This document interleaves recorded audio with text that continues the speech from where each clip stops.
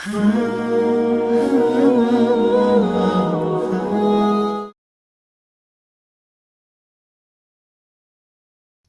वालेकुम वरहमतुल्लाहि वबरकातुहू।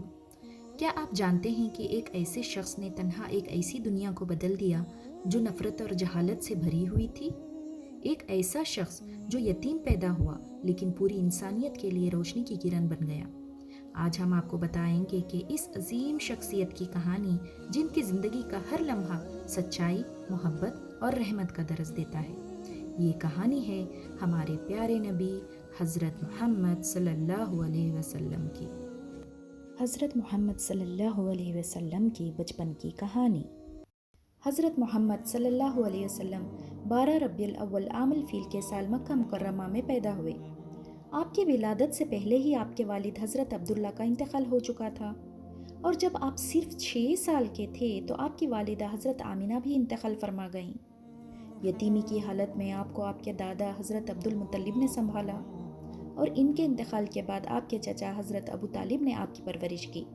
छोटी उम्र से ही आप सल्लल्लाहु अलैहि वसल्लम की शख्सियत में ईमानदारी और दयानतदारी की सिफात नुमायां थीं। मक्का के लोग आपको अल अमीन यानी अमानतदार और अल सादिक यानी सच्चे के लक़ब से पुकारा करते थे। आप सल्लल्लाहु अलैहि वसल्लम का बचपन सादगी और मेहनत में गुजरा और तिजारत का काम भी किया। गारे हिरा और वही का आगाज़। मोहम्मद सल्लल्लाहु अलैहि वसल्लम की उम्र 40 साल हुई तो आप अक्सर मक्का के करीब वाक़ गारे हिरा में जाकर अल्लाह की इबादत में मशगूल रहते। एक दिन गारे हिरा में आप सल्लल्लाहु अलैहि वसल्लम पर वही नाजिल हुई। हज़रत जिब्राइल अलैहिस्सलाम आपके सामने ज़ाहिर हुए और कहा, इक़रा बिस्मि रब्बिकल लज़ी खलक़। यानी पढ़े अपने रब के नाम से जिसने पैदा किया।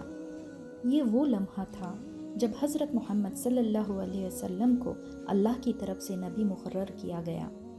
आप सल्लल्लाहु अलैहि वसल्लम को एहसास हुआ कि अब आपकी ज़िंदगी का मिशन पूरी इंसानियत को अल्लाह का पैगाम पहुंचाना है। इब्तिदाई मुश्किलात और मक्के में मुखालिफत। हज़रत मोहम्मद सल्लल्लाहु अलैहि वसल्लम ने लोगों को इस्लाम की दावत दी तो मक्के के सरदारों ने शदीद मुखालिफत की।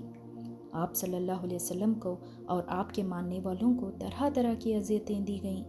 कभी आप पर पत्थर फेंके गए, कभी रास्ते में कांटे बिछाए गए, और कभी आपके मानने वालों को क़ैद-ओ-बंद की सोबतों का सामना करना पड़ा।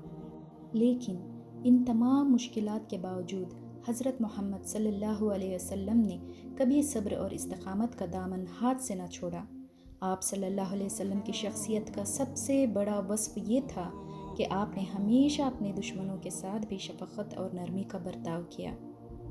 हिजरत और मदीना में इस्लामी रियासत का क़याम। मक्का में हालात मज़ीद ख़राब हो गए तो अल्लाह के हुक्म से हज़रत मोहम्मद सल्लल्लाहु अलैहि वसल्लम ने मदीना की तरफ हिजरत की। मदीना में आपका इस्तक़बाल किया गया और वहाँ पहली इस्लामी रियासत क़ायम हुई। यहाँ आप सल्लल्लाहु अलैहि वसल्लम ने एक ऐसा मुआशिरा क़ायम किया जो मोहब्बत, अख़वत और इंसाफ पर मुबनी था।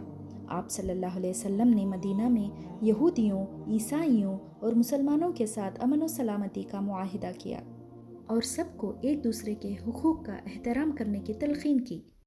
मक्का की फ़तह और आम मुआफ़ी। कई सालों की जद्दोजहद के बाद बल आखिर मक्का फ़तह हुआ, लेकिन हज़रत मोहम्मद सल्लल्लाहु अलैहि वसल्लम ने मक्का के लोगों से बदला लेने के बजाय सबको मुआफ़ कर दिया।